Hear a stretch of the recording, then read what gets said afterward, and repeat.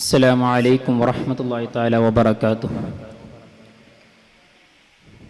ജനങ്ങളുടെ വിശ്വാസം നേടി തിരഞ്ഞെടുക്കപ്പെട്ട നേതാക്കളാണോ അല്ലെങ്കിൽ ഡിഗ്രികളും ഡാറ്റകളും വൈദഗ്ധ്യമുള്ള പ്രൊഫഷണലുകളാണോ രാജ്യത്തിൻ്റെ ഭരണത്തിലേക്ക് കടന്നു വരേണ്ടത്? ഭാവിയിലെ ഭരണത്തെ നയിക്കേണ്ടത് ജനതയോ വിദഗ്ധരായ ടെക്നോക്രാറ്റുകളോ എന്നതാണ് പ്രതിപാദ്യ വിഷയം. ടെക്നോക്രാറ്റിക് ഭരണകൂടം എന്ന് പറയുന്നത് രാഷ്ട്രീയ നേതാക്കൾക്ക് പകരം വിദഗ്ധരായ എക്സ്പേർട്ടുകളും ടെക്നോക്രാറ്റ്സും ഭരണനിർവഹണം നടത്തുന്ന രീതിയാണ്. 1930കളിൽ തന്നെ ഈ ആശയം ഇന്ത്യയിലും അതുപോലെ മറ്റു രാജ്യങ്ങളിലും നിലവിൽ വന്നിട്ടുണ്ട്. രാജ്യത്തിൻ്റെ നിയമനിർമ്മാണവും ജനങ്ങളുടെ അഭിപ്രായങ്ങൾ, സ്വാതന്ത്ര്യങ്ങൾ, ഇതിനെയെല്ലാം രാഷ്ട്രീയ നേതാക്കൾക്കാണ് കൂടുതൽ അവരുടെ ആ രാജ്യത്തിൻ്റെ അല്ലെങ്കിൽ ആ കേന്ദ്രത്തിലെ പൾസ് അറിഞ്ഞുകൊണ്ട് പ്രവർത്തിക്കാൻ കഴിയുക. എന്നാൽ ഒരു ടെക്നോക്രാറ്റ് അദ്ദേഹത്തിൻ്റെ പ്രൊഫഷണൽ മേഖലയിൽ നിന്നും ഡാറ്റകളിലൂടെ മാത്രം കണ്ടുവരുന്ന രാജ്യത്തിൻ്റെ ആ ഒരു ചിത്രത്തിൽ അവർ ഭരണനിർവഹണത്തിലേക്ക് ഇറങ്ങുമ്പോൾ ഈ ഡാറ്റകൾക്ക് തെറ്റു സംഭവിച്ചാൽ ആ ഭരണത്തിൽ വലിയ വീഴ്ച സംഭവിക്കുമെന്നത് യാഥാർത്ഥ്യമാണ്. അതുകൊണ്ട് ടെക്നോക്രാറ്റുകൾ ഭരണനിർവഹണം നടത്തുന്ന രാജ്യങ്ങളിൽ പലപ്പോഴും അത് സംഭവിക്കാറുള്ളത് ചില പ്രതിസന്ധി ഘട്ടങ്ങളിൽ ടെക്നോക്രാറ്റുകളുടെ സഹായം തേടലാണ്.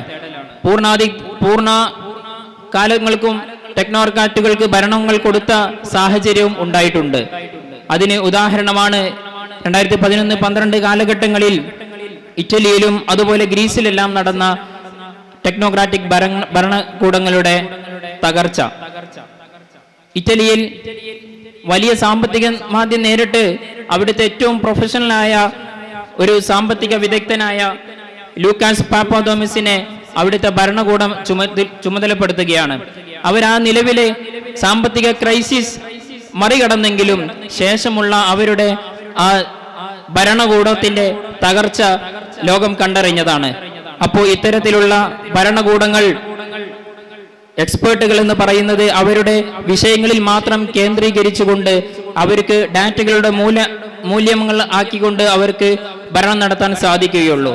ഒരു സാധാരണ ജനാധിപത്യ രാജ്യത്ത് ടെക്നോക്രാറ്റുകൾ വരുമ്പോൾ മറ്റു രാഷ്ട്രീയ പാർട്ടികളും അതുപോലെ സംഘടനാ ലെവലിൽ നിന്നും ഉയർന്നു വന്ന രാഷ്ട്രീയ നേതാക്കൾക്ക് ഓരോ പൗരന്മാരുടെയും അവരുടെ മൂല്യങ്ങൾ എത്രത്തോളം ഉണ്ടെന്നും എന്തൊക്കെ അവകാശങ്ങളാണ് സംരക്ഷിക്കേണ്ടതെന്നുമെല്ലാം കൃത്യമായി അറിയാൻ സാധിക്കും.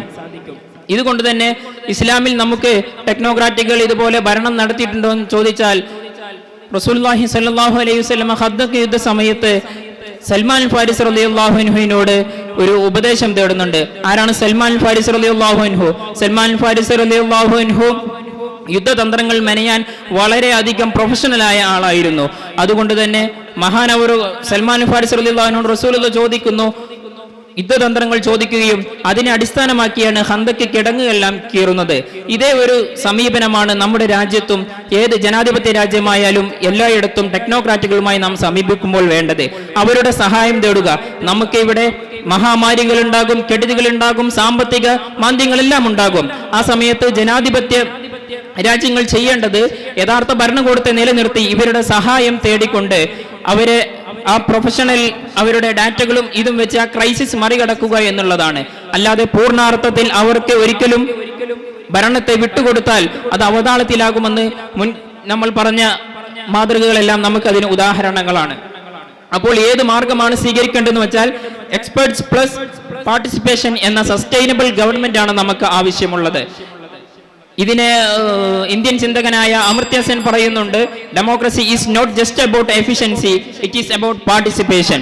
ജനാധിപത്യം എന്നത് കാര്യക്ഷമത മാത്രമല്ല, അത് ജനങ്ങളുടെ പങ്കാളിത്തം കൂടിയാണ്.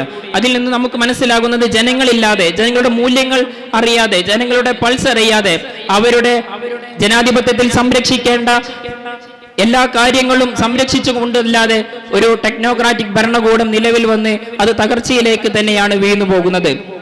അതുകൊണ്ട് ടെക്നോക്രാറ്റുകൾ നമ്മുടെ ശത്രുക്കളല്ല, അവർ സഹായകരമാണ്. ഇതുപോലെ മഹാമാരി കാലത്തും അതുപോലെ സാമ്പത്തിക മാന്ദ്യം ഉണ്ടാകുന്ന സമയത്തെല്ലാം അവരുടെ സഹായം നമുക്ക് തേടാവുന്നതാണ്. അതിന് കാരണം രാജ്യത്തിന്റെ ഭാവി ഇങ്ങനെയായിരിക്കണമെന്ന് നമുക്ക് പറയാൻ സാധിക്കും. ടെക്നോക്രാറ്റിക്കൽ ജനാധിപത്യം എന്നത് നമ്മുടെ അടിസ്ഥാനമായിരിക്കണം. ടെക്നോക്രാറ്റുകൾ എന്ന് പറയുന്നത് നമുക്ക് പിന്തുണ നൽകുന്നവരായിരിക്കണം. അതുപോലെ ധാർമ്മികതയും നീതിയും നമ്മുടെ ആത്മാവായിരിക്കണം. ഇത്രയും പറഞ്ഞുകൊണ്ട് ഞാൻ എൻ്റെ ഈ ചെറുപ്രസംഗം ഇവിടെ അവസാനിപ്പിക്കുന്നു. അസ്സലാമു അലൈക്കും വറഹ്മത്തുള്ളാഹി തആല വബറകാതുഹു.